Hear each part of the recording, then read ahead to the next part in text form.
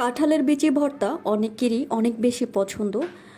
কাঁঠালের বিচি ভর্তা যেমন সুস্বাদু খেতে, তেমন বানানোটাই অনেক বেশি কষ্টকর।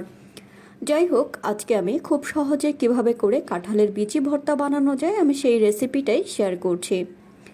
এখানে আমি কাঁঠালের বিচিগুলো ভেজে নিয়েছি, এরপর খোসা ছাড়িয়ে আমি ব্লেন্ডারে ব্লেন্ড করে নিয়েছি।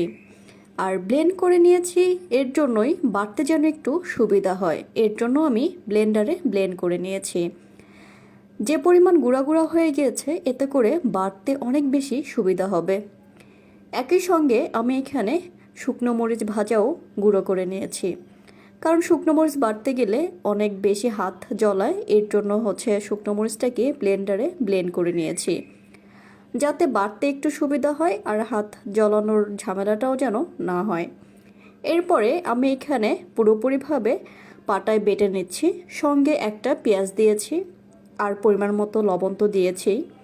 এরপরে যখন মরিচ ভর্তাটা করা হয়ে গিয়েছে, এরপরে আমি এখানে কাঁঠালের বিচি গুঁড়ো করে রেখেছি যে, সেই বিচিগুলো দিয়ে দিয়েছি, দিয়ে একটু ভালোভাবে বেটে নিয়েছি।